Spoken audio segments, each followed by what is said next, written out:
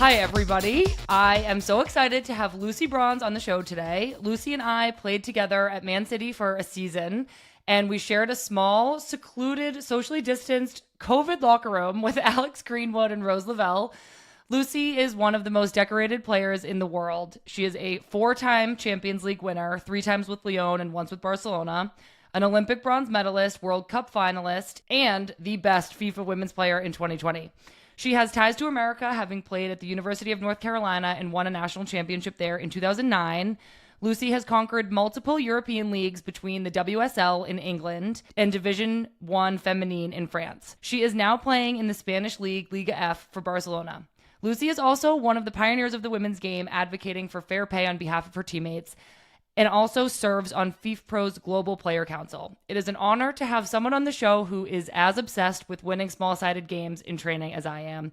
Lucy, welcome to the show. Thanks for being here. Thank you. That was a long introduction. I know. How do you feel about all that? I think I forget half of it most of the time, to be honest. Well, it's like so amazing, and there's more to congratulate you on. Just recently, you were just named again in the FIFA Best World 11 for the 6th time, and your club team, Barcelona, just won the Supercopa. How hectic have things been lately? Yeah, this week particularly, yeah. I had training Monday morning, flew to London, flew back, trained to Madrid, play against Madrid, then Supercopa final, then back in Barcelona. Yeah, it's pretty full on. Oh my gosh. What is it like when you're doing all that? Like, are you eating normal meals? Are you sleeping enough? Like, how is that like for you as an athlete? To be fair, I was really tired this week, but I'd say one of the very positive notes of being in Spain is there's always siestas are fitted in the schedule. Like, you do not do anything between lunch and like 5 p.m. It's siesta time. Doesn't matter when, where, how, what, who. Everybody's having a siesta. Well, I love that. I'm jealous. It's 3 p.m. my time here, so I'm going to start scheduling in my own little siestas in the afternoon. When I came to play for Man City, I really wanted to gain experience playing in a different culture and learning about football in a new environment. And I feel like I did learn so much tactically, but more importantly, I was being challenged every day facing really technical players who were great athletes and who understood the game really well. You are a multiple-time player of the year in England. So what are some of the things that attracted you to changing your environment and heading to Spain in 2022? Yeah, I think learning more. I think you, challenging yourself. I'd obviously been to Olympique Lyonnais previously in France, which is different to England, but I think is more similar to England than what Spain is. I think Spain and England are almost like opposite strengths and weaknesses. And it's Barcelona. I live in sunshine, I eat amazing food, I play at one of the most historic clubs in the world, with all the best players in the world. So it was a bit of a no-brainer in that respect. But also, challenging myself to a completely different set of tactics was something that I really look forward to. Yeah, that's really cool. I remember it took Rose and I a little bit of time to get used to, in particular, the washing machines and the fact that nowhere really seemed like they had any ice. You mentioned you're in the sunshine, you're eating all this great food, it's Barcelona, but are there any little things like that you were surprised, oh my God, Spain doesn't have this? I think I was surprised. There's all shops are shut on a Sunday, which is pretty common in Europe, but then on a Monday, all restaurants are shut. Oh. Which I was oh. And the one thing, I did kind of know this about Barcelona, but I think I didn't realise how strong it was till I got here, that Spanish is not their first language, that Catalan is, which is another language. So they all speak 2 languages and predominantly they prefer Catalan. So it's a bit overwhelming, understanding 2 languages. Yeah, do you speak Spanish? I can speak reasonably well in Spanish. In Catalan, I've got good morning and how are you, and that's about it.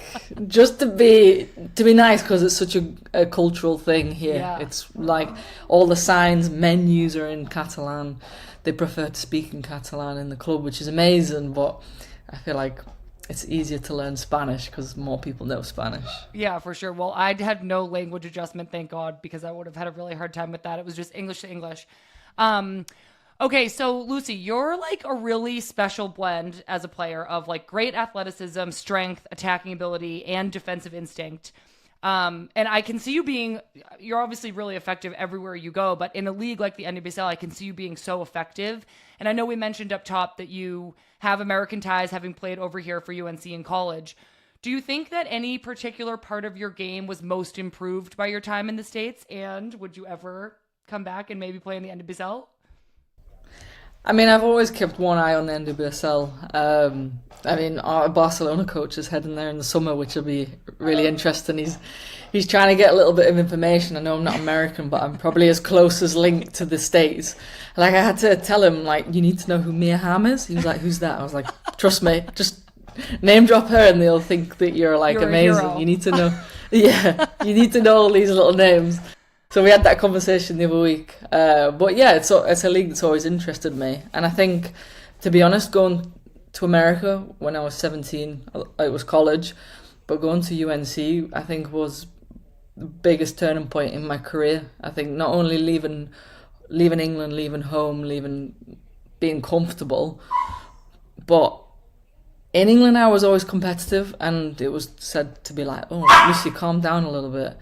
And then it was like, I went to America and it was like, no, Lucy, be competitive, be this person, be a winner, like, don't be afraid of it, embrace it. And I think that was the thing that set me apart from other English players. Then when I went back, I had that, everything we did in England, but then I had that mentality where I just wanted to win everything. I think that's how my career's kind of gone. I just wanted to win all the time.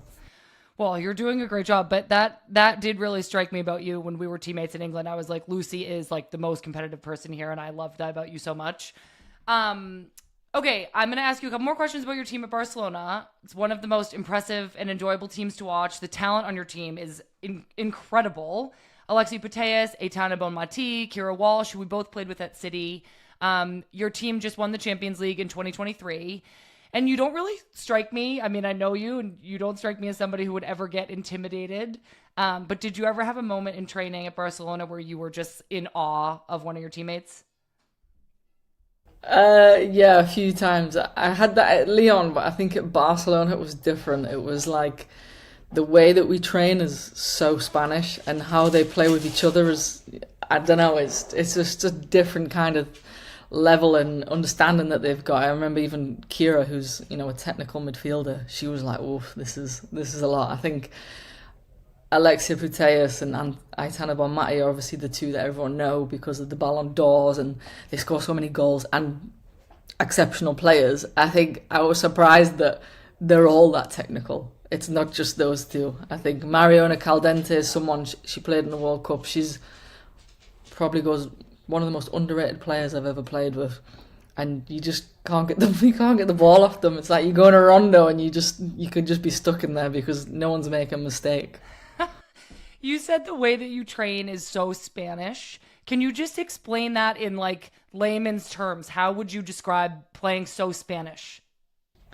Like, everything's small spaces, everything's limited touches. It's just constant passing. You don't tend to see much dribbling or bigger areas or bigger spaces. I mean, it doesn't really play into my hands very well. I was like, let me run. There's sometimes we do the occasional drill and it's a bit like more headed towards fitness, and the coach always comes up to me and he goes, "You liked that one today, didn't you? That one was for you."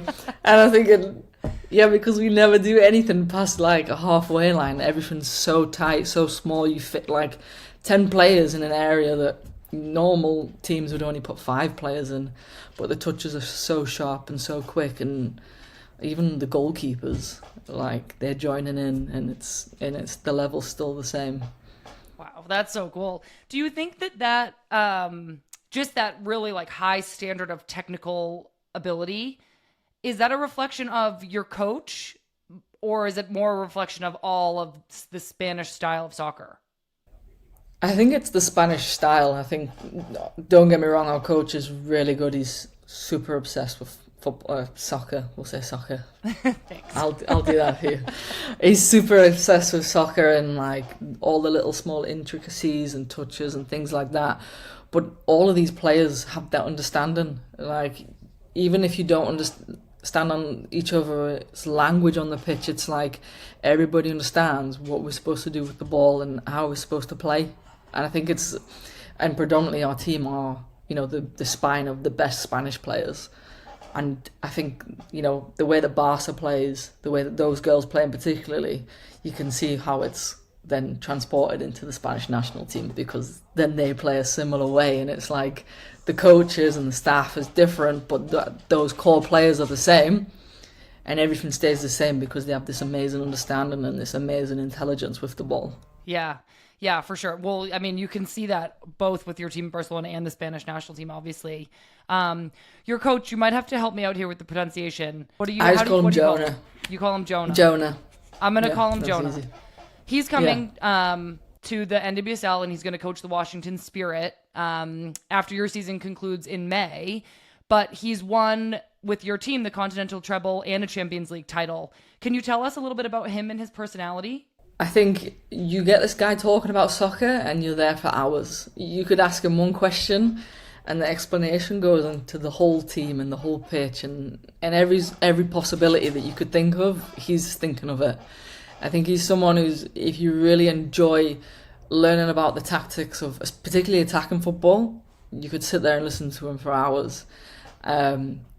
He likes to improve his English and he's very very competitive.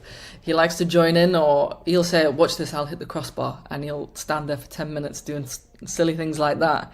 He's super competitive as a player, as a coach, the way he manages. But he's a really nice guy. I think people forget he's quite young. He's actually younger than me, which is a bit embarrassing. That's crazy. Yeah. Wow. Yeah, but he was an analysis before he was a coach. Then he was an assistant, then the full manager. So I can see why he has that understanding, because he's just watched hours and hours of video and clips, and he's just super obsessed with it. But a really good guy. Wow, that's really cool. It sounds like he's super competitive, which obviously is going to translate to the American League. But what other things about him and his coaching philosophy do you think are going to showcase in the NWSL? I think from when I've spoke to him, I feel like he really wants to take his style of play over. Maybe try and get that Spanish style in a little bit. But I think it's going to have to be a bit of a mix of a hybrid, I can imagine. It won't be easy straight away. And obviously I think he has to get used to the whole system of how you sign players and putting a team together. He likes to put teams together and fit players in different positions to make the team tick all together collectively. It might not necessarily always be the best 11 on the field, it's the best team, which I've noticed at Barça. It's like who fits together as like a jigsaw rather than just these are the best players, go ahead and play. So I think you'll see that. But yeah, I'm really hoping that he brings that possession-based play, build-up play that Barcelona particularly is so well known for. And from speaking to him, I think he's excited for that challenge of bringing that to the States. Wow. Well, the more you talk about him, the more I am so excited to see him coach here.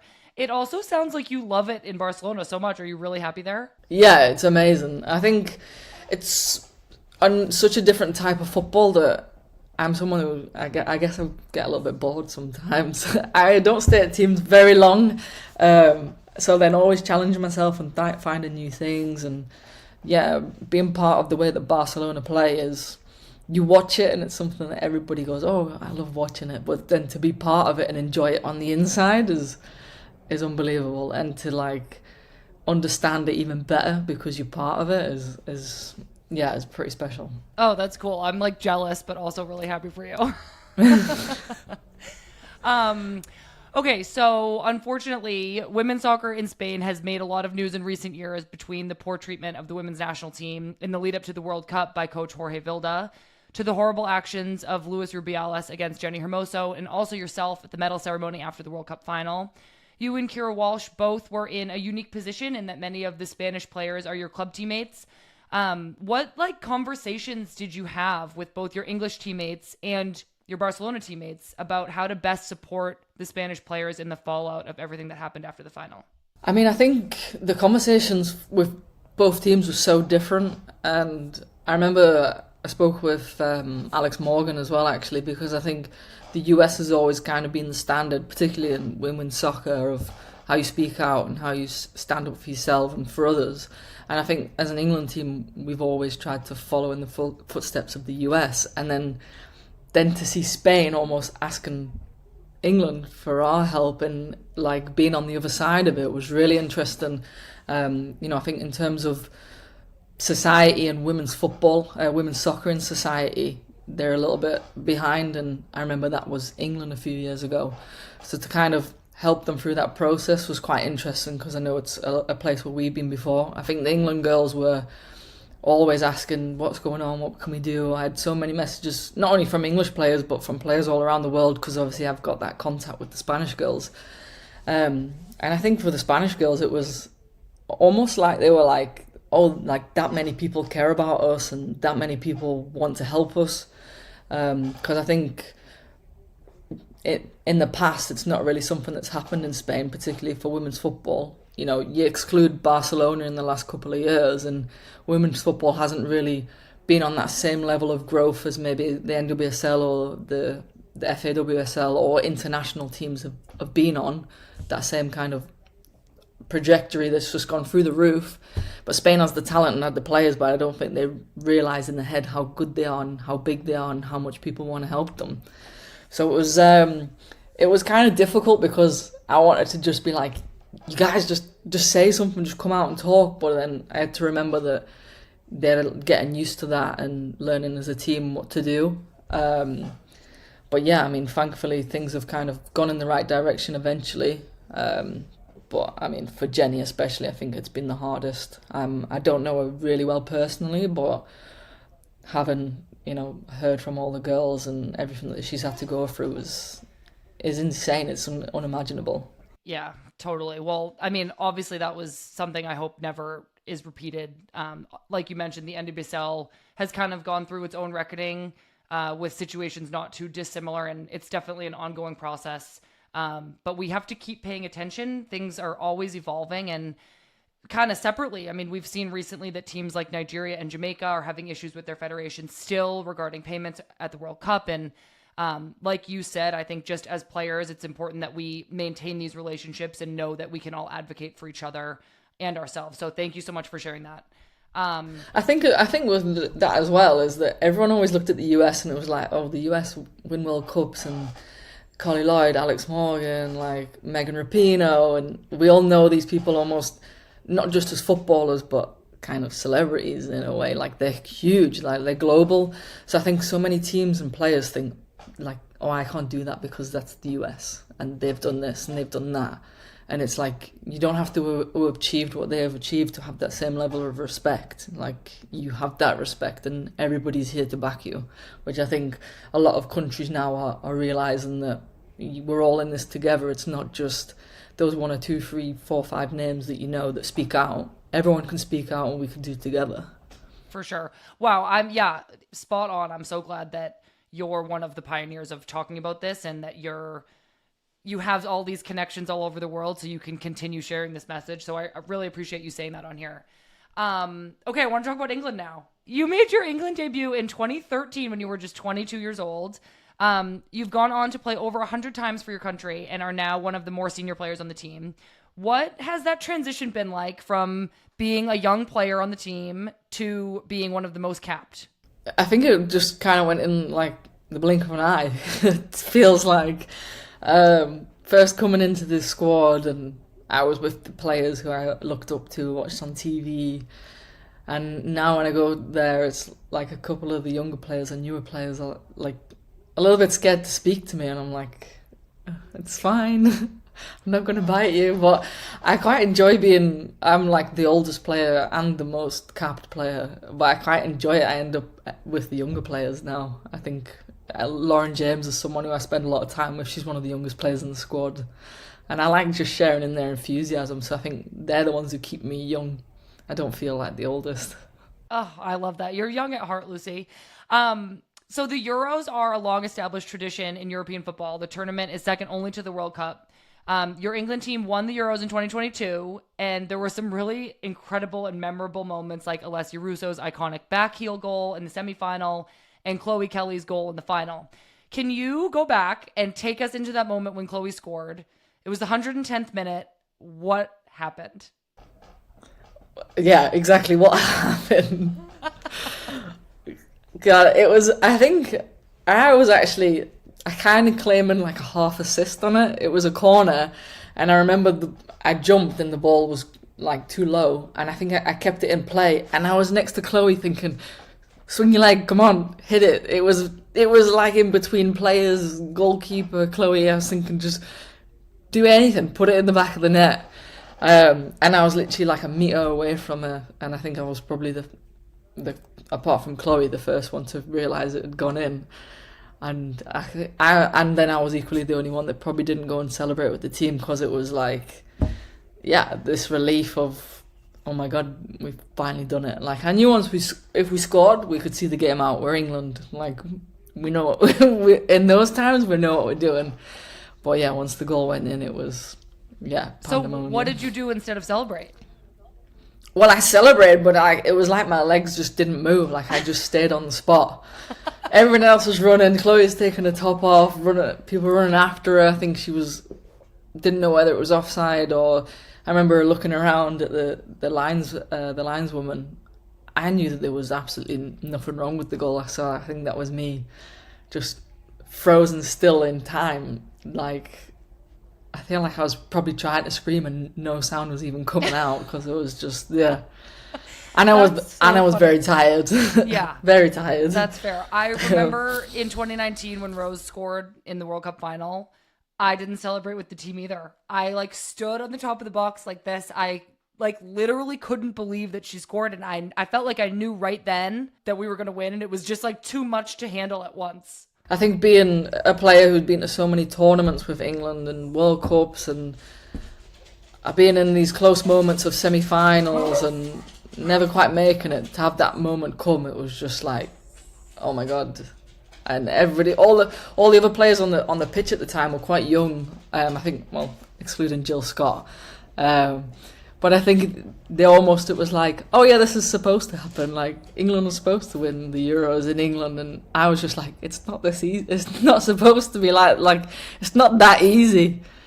Like, I've been to so many tournaments and so many disappointed moments, and it was like, they were just like, yeah, we've scored, we've won the final. Wow. I mean, well, that was such a turning point, I think, for English women's football. I think, like, broader English football fans have historically been somewhat reluctant to cheer for female footballers. Did you notice a shift after you won the Euros? Yeah, I mean, even in the Euros, we sold out every stadium. We went from Old Trafford, a couple of other different stadiums, to then Wembley. We were selling out, and it was like, okay, this is the tournament, this is what's supposed to happen with the home nation. But then it just continued after that. It was like constantly going, or is it Wembley? And like now it's like, oh, we've sold out, and it's like, we always do. It's completely changed it. Not just in that respect, but even the way our players are seen, both in football and outside of football. And yeah, it's the landscape of women's football now. The league's completely changed. It's gone to another level. I think Arsenal are a great example of that, what they've been doing. A lot of the teams now are playing in bigger stadiums because the fans and the support is just like gone like tenfold. I wouldn't even say double, it's like tenfold. It's crazy. That's amazing. Well, you guys had like such an incredible World Cup as well, but in between the Euros and the World Cup, you had 4 players who started the Euros final missing from your World Cup squad. Ellen White had retired, and then Leah Williamson, Fran Kirby, and Beth Mead were injured.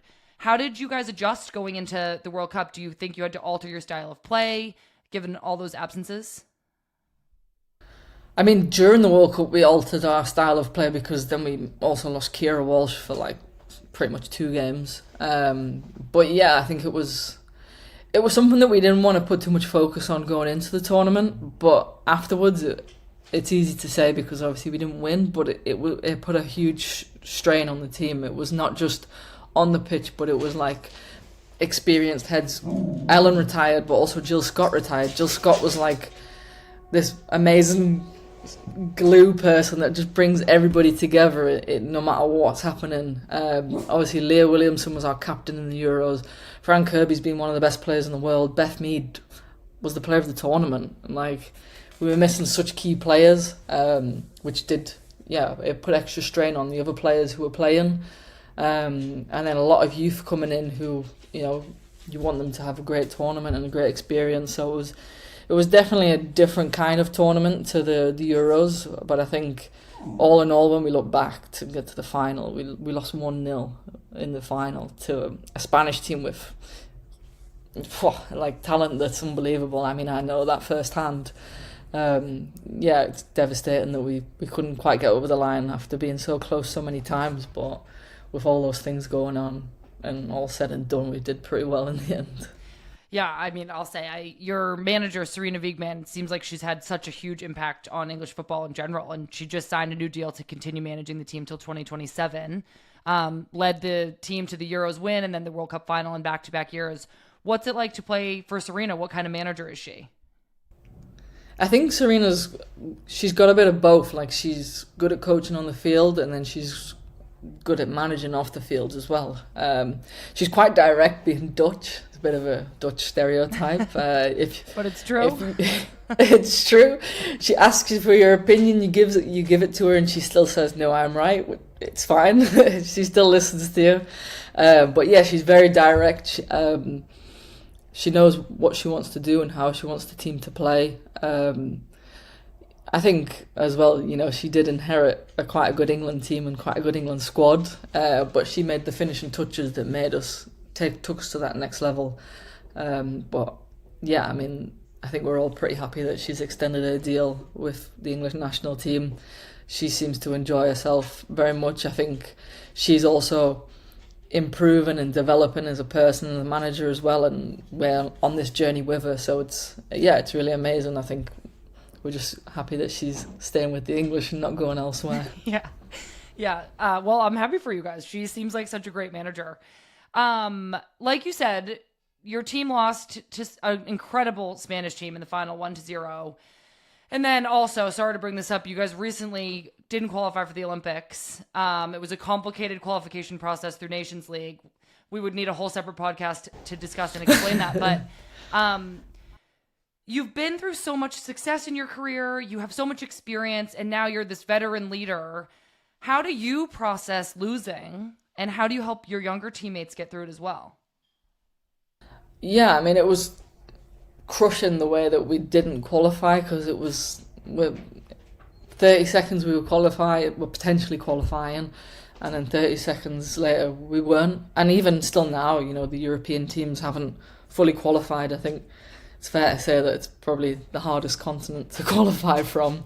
And in past years we would have qualified having done so well at the World Cup, but I think making the final of the World Cup and then having to pick ourselves back up, and we were playing teams like Holland. They're not easy teams to play against. But yeah, we left it a little bit too late, and it's disappointing.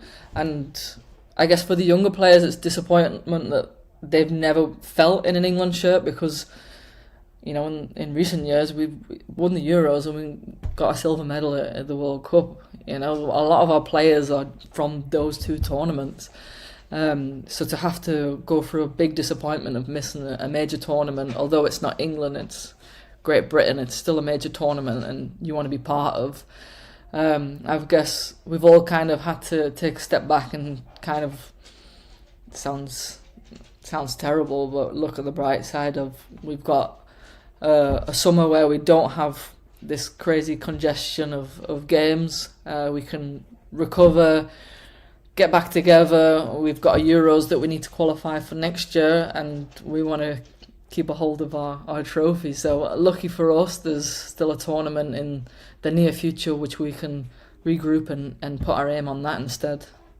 Well, yeah, I mean, you just mentioned you'll not have a world tournament this summer. Does that mean you get to take a break? I mean, you've been playing at this level for so long, 118 caps. How do you balance the demands of elite club and country with rare breaks? Yeah, I mean, I think this is the first summer where I get to plan. I'm going on holiday with my family for the first time since I was probably like 18 or something. Because even before playing senior tournaments, there's like the U20s World Cup and we have the Euros with the youth system as well. So I think I'm looking forward to taking a break. I think if you asked me this a couple of years ago, I would have absolutely hated taking any time off. But I'm at a point now where I realise it's just as good for your body as playing. So I'm looking forward to it. Recoup and re-go again next year. Yeah, for sure. Okay, last couple, Lucy. You're always pushing the game forward. You're talking about the issues. You always give time to your fans. You're like such a incredible example of a female footballer who's out there really giving her all to the game in every aspect. How do you think about your relationship with the fans? Like, how does it feel to be in a position where you're changing how your country is viewing the game? Yeah, I think it's a bit bizarre, I guess, because for me at the start of my career, that wasn't really a thing. And now it's like I've gone through that change of support and where the fans are with us and how many fans there are and everything like that is completely changed, and it's kind of gone with the direction of my career. I will say it's a little bit different because I also have the Barcelona fans who are very intense as well. It's amazing, the fan base at Barcelona as well as England, so it's kind of like two of the biggest clubs in the world and with these huge fans and huge following. But I love the relationship we have with fans. It's obviously a little bit different now. I think years and years ago it was a little bit more personable because there wasn't as many people. But now, there's thousands every single game. You want to thank everybody, you want to sign everyone, you want to take a picture of everybody, but you just can't. There's just not enough time. But the fact that we've got these fans coming to games is amazing. And I think the fans that we have in women's football really are very special. Particularly, I feel it when I play for Barcelona and for England. I honestly wouldn't trade either of them for any other sets of fans. Oh, that's awesome. I love that. Okay, if you just had one thing that women's football could focus on in 2024, what would it be? I don't know. I think a lot of people talk about the growth of the game and the increase of fans and things like that.